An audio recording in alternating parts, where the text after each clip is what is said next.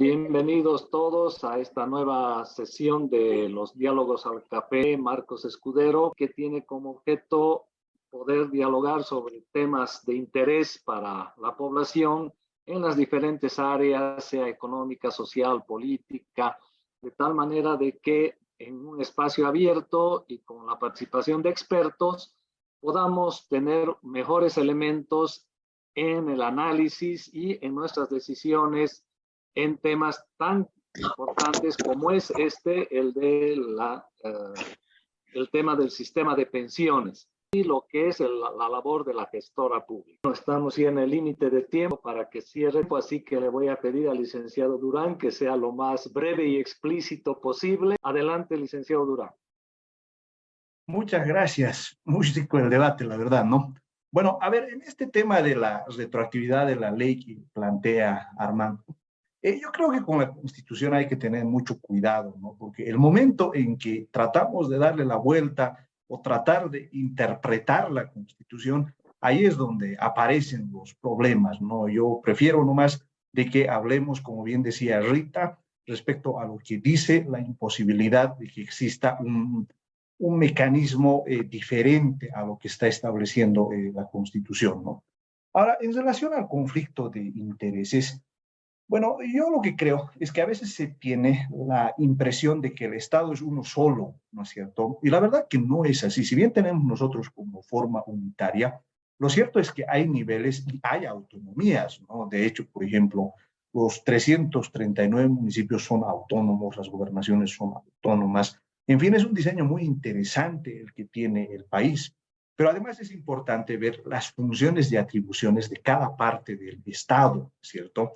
En otras palabras, la APS tiene sus funciones, el ministerio tiene sus funciones y la propia gestora tiene sus funciones, ¿no es cierto? Pensar, digamos, que va a existir algún conflicto de intereses o una suerte de captura, en mi opinión, no es lo correcto. Ahora, otra cosa es el contenido que les demos a las propias instituciones. Y en ese sentido, yo coincido con el Alberto de que uno de los pilares fundamentales de lo que va a ocurrir en el futuro es la regulación. Y en ese sentido, nosotros como gestora estamos pues dispuestos a que nos regulen, a que nos controlen, a que nos fiscalicen, de tal manera que ante cualquier error, pues tiene que haber ahí la sanción correspondiente, ¿no?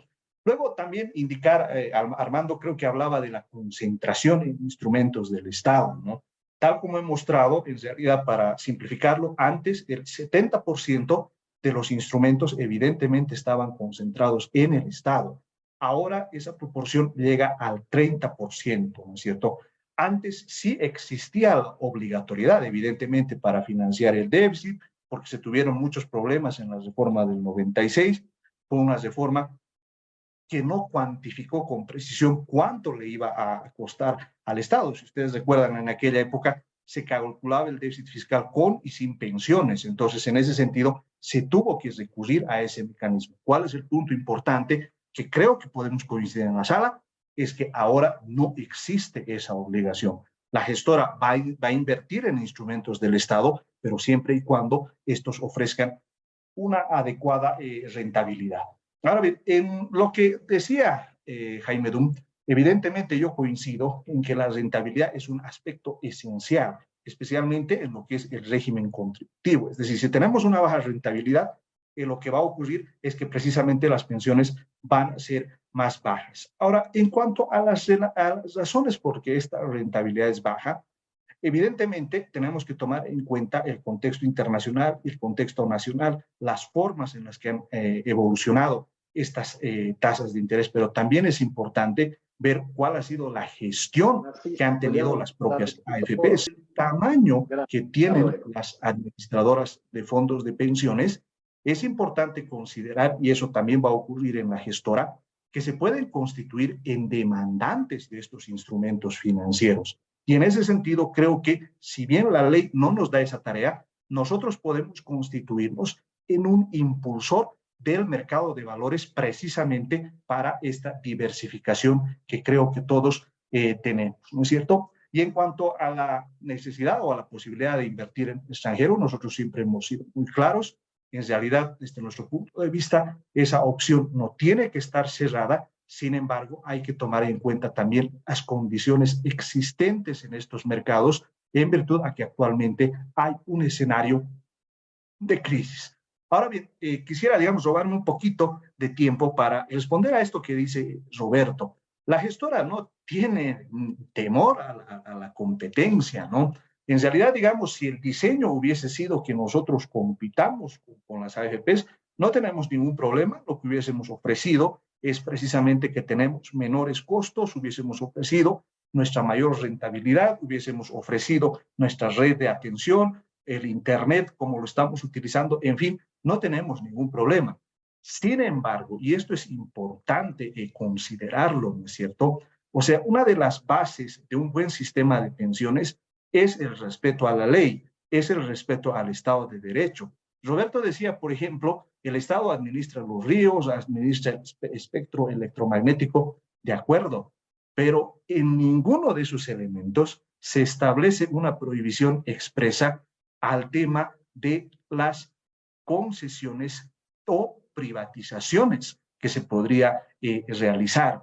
Yo lo que considero, y este es un aspecto importante, es que la norma tiene que respetarse, porque el momento en que empezamos a querer buscarle alguna forma, etcétera, ahí es donde nos metemos en problemas. Por esa razón es que mi crítica al tema del proyecto de ley de los senadores no es a que promuevan a la competencia. Reitero, nosotros no tendríamos absolutamente ningún problema.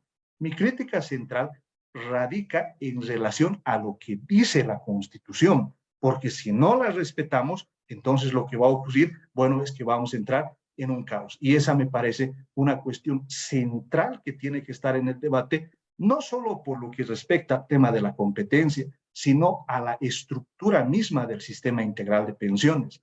Es un mito creer que estos 24.000 millones de dólares que más o menos tenemos como patrimonio de los fondos se debe a que las AFPs sean privadas. No, lo que ha ocurrido es que la ley, concretamente la ley 065, ha permitido este crecimiento. ¿Pero por qué? Porque todas las bases, todo el funcionamiento está en la norma, y en un sistema de pensiones eso es esencial porque establece el conjunto de reglas sobre las cuales tenemos que trabajar. Muchas gracias.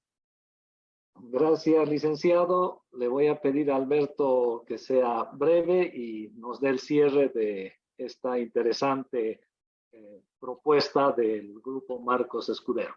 Adelante, Alberto. Muchas gracias, Raúl. Bueno, yo voy a hacerlo más rápido. A ver, el asunto para mí, primero, creo que hubo un tema de la rentabilidad. Queda claro, la rentabilidad es vital para el sistema de pensiones y en la capitalización individual, pues, si no hay un crecimiento en la rentabilidad, van a haber malas pensiones. Pero algo que mencionó Jaime Dunn, y creo que es importantísimo tomar en cuenta, son las inversiones en el exterior. Pero claro, en este momento pensar que Bolivia va a tener que poner dólares en el exterior es muy complicado. Entonces, en algún otro momento donde las condiciones lo permitan, se tiene que modificar, y por eso hablaba que se requiere de una reforma, no solo por ese aspecto, sino por otros más. Es necesario invertir en el exterior y eso se puede hacer de diversas maneras. Ahora, estos cambios también implican, pues, lo que señalaba Jaime Dunn, es la metodología de valoración, porque si no, estaremos siempre sin reflejar en términos de la rentabilidad lo que efectivamente se llega a obtener como rentabilidad de las FPs y ahora de la gestora más. Una forma que yo creo que va a ser vital y que tendrá que pensarse ya desde el punto de vista de la gestora y la nueva regulación y una nueva ley en algún momento es la generación de fondos múltiples como se da en Chile, que es una fórmula vital para diversificar el riesgo. Un aspecto que mencionó Rita, me puso en el chat una pregunta, dice, bueno, ¿qué harías tú con lo que has mencionado respecto a este grupo que se queda estancado y por la eternidad puede estar trabajando y además semi-jubileado? bueno, la verdad que ahí viene otra vez la reforma de pensiones, del sistema de pensiones actual, porque hay que pensar en ese grupo, porque si no, pues lo que tú tienes no es lo más eficiente. Es gente que estando en su puesto de trabajo no lo va a soltar, pues, sino cuando se muera. Y eso significa cambiar, modificar el fondo solidario y ver alguna otra alternativa adicional. Pero bueno, es por ahí que son las nuevas exigencias que se tiene para reformar el sistema. Gracias. Gracias, Alberto. Muchas gracias por su participación. Buenas noches.